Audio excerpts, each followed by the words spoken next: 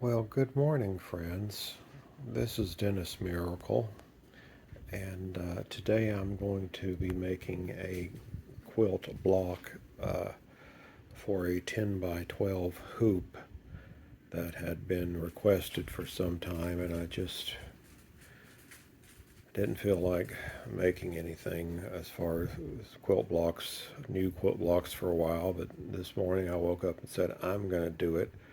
So I've made this new block. And what you're going to need is you're going to need, I always make this, a lot of my blocks to use with jelly rolls. So I've cut five pieces from three different fabrics here.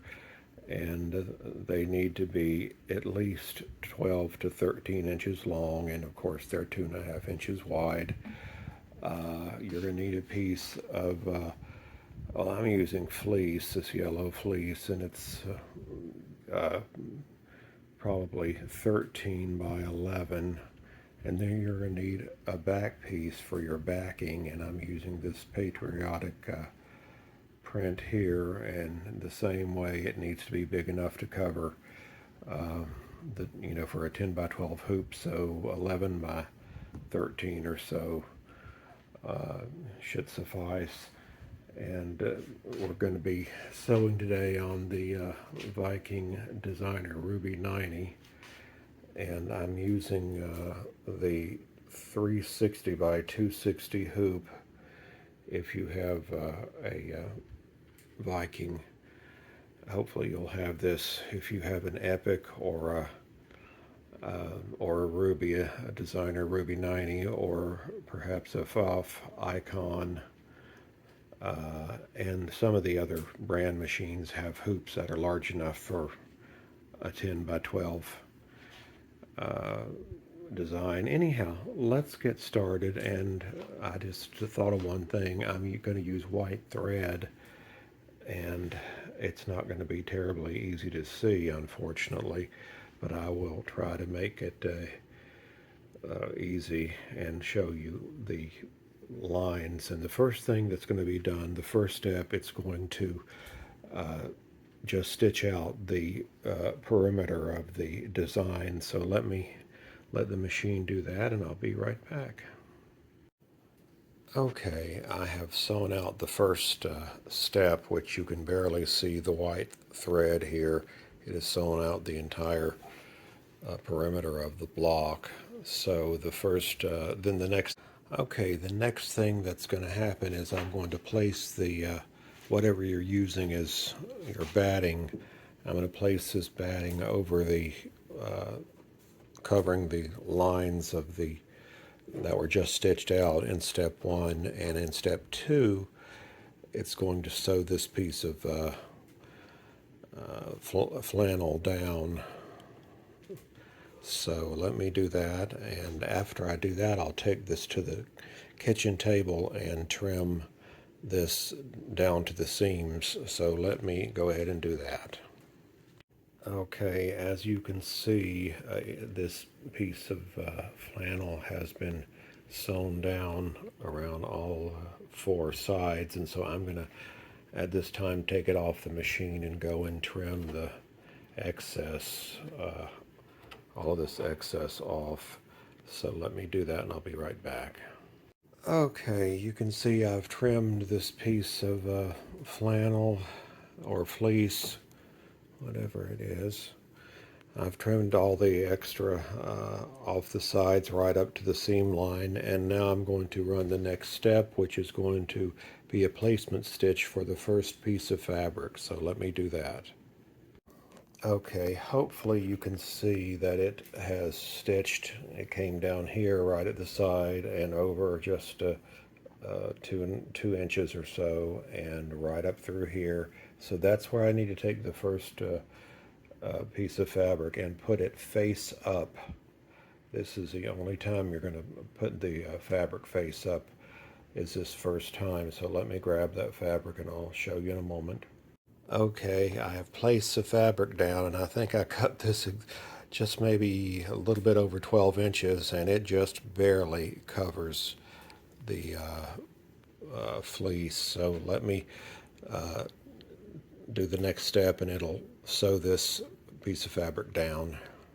All right, I think that was step 4, or color change 4. Yes, it was. And you see it barely, in fact, it didn't even get caught on the side here, some parts of this side, and then it came down here to the bottom, but it did get caught all the way here. And this is part of the only method I do is for quilting is the sew as you go, or whatever you want to call it, join as you go, because I'll be joining this to another piece that I made earlier, and this will be covered up by a strip of fabric over here, so this, I'm not worried that it's not caught over here. Anyhow, let me run the next step, which will be this, and I don't even bother with cutting this off. I don't see the point unless you're doing black, white over black fabric. I don't, this will not even show through, so I'm just lazy, I guess. But anyhow, let me do the next placement stitch for the next piece of fabric, and I'll be right back. All right, you can barely see the line going up through here and down here and across here.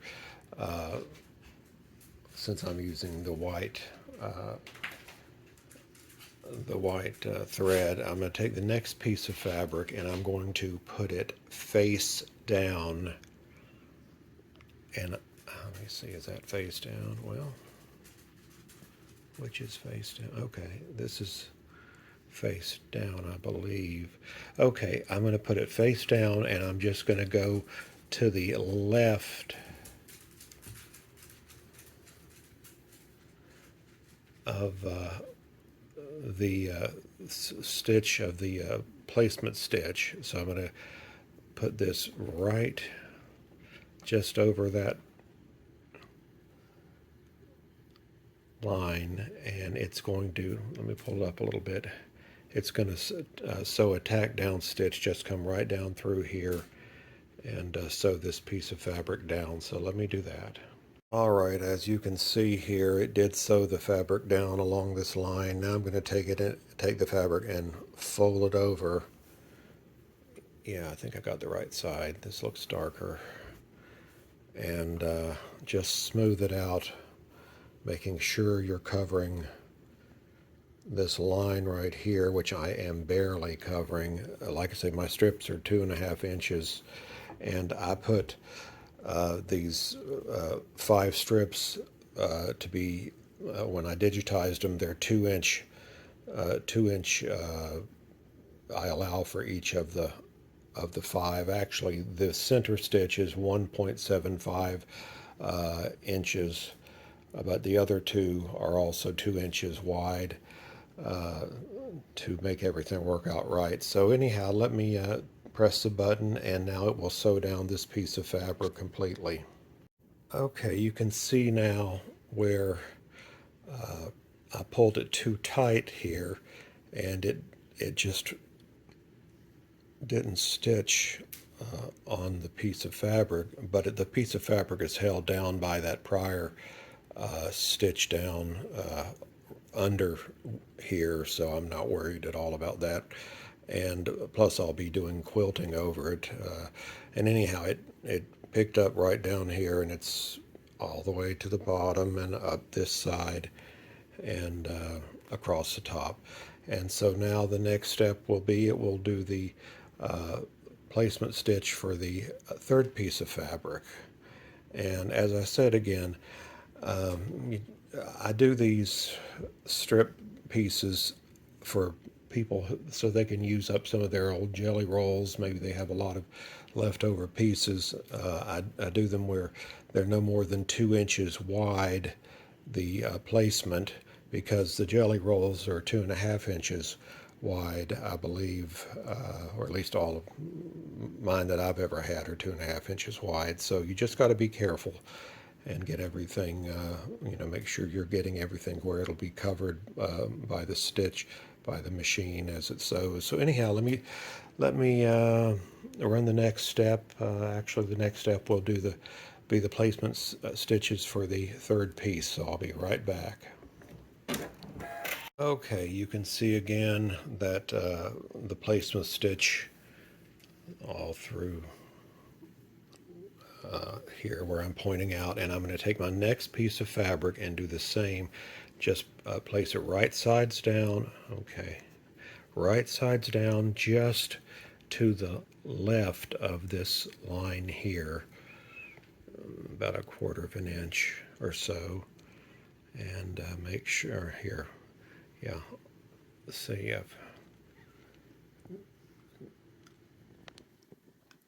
make sure you cover that line. And I think I have covered that all the way, and it's okay on the top and the bottom. So let me run the next stitch, which will of course stitch just a row of stitches right down here on this side. So let me do that and I'll be right back. Okay, you can see that it has stitched this piece of fabric down, and I'm going to take the fabric and fold it over just like this, and try not to push it so hard that it will or flatten it so hard that it'll miss catching this on this side, even though, like I say, it's already stitched down here. So it's, even if it doesn't catch it, it's already stitched down. And so I've kind of okay, it's ready, and I'm going to go ahead and hit the button and do the next thing, which will sew the entire piece down on all 4 sides. All right, you can see this piece has been sewn down on all 4 sides, and I'm going to then run the next step, which will do the placement stitch for the piece that will go right here. All right, you can see the placement stitch has been run on this for this next piece, and you can see the stitch line there, and it went down this way too and across the bottom. So let me stick on the next piece, and let me grab it, make sure I've got the right sides. Okay, place it of course right side down, and make sure you cover, you place it just to the left by 1/4 of an inch or so of this placement stitch. So let me do that. Okay, I think it's ready to go. So it'll just stitch a line just all the way down here. Let me go ahead and do that, and I'll be right back. All right, as you can see, it did sew this line down right here, and we're going to take it, as always, and fold this over, and try to make sure you have covered this line right here. So I think I have, and let me hit the go button, and I'll be right back. All right, you can see that this 4th piece has been sewn down, and so I'm going to run the next step, which is the placement stitch for the last piece. So I'll be right back. All right, the placement stitch for the last piece has been sewn down, and let me stick that piece on there, right side down. And like I say, just make sure you're just a little left of this line here. All right. Okay.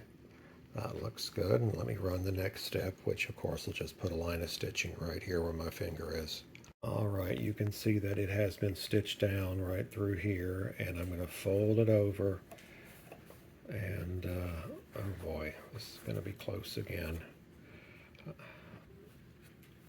And so it's going to stitch this piece down, and I might just kind of pull it with my fingers a little over this way so it'll be sure that it's caught.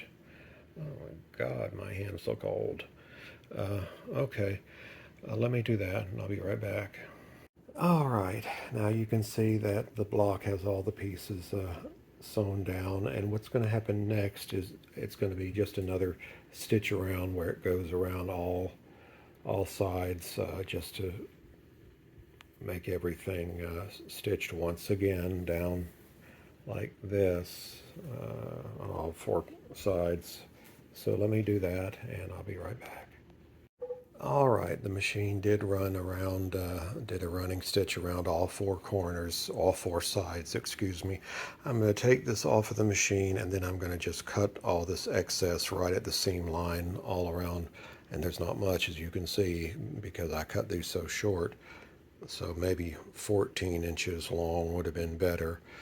But anyhow, I'm trying to use what I have, and it'll be fine in the end. So let me go and do that trimming. I'll be right back.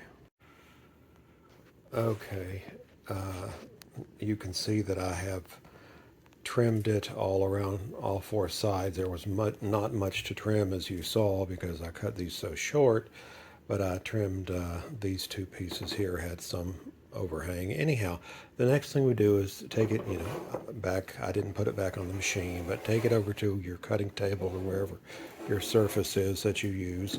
Turn the hoop upside down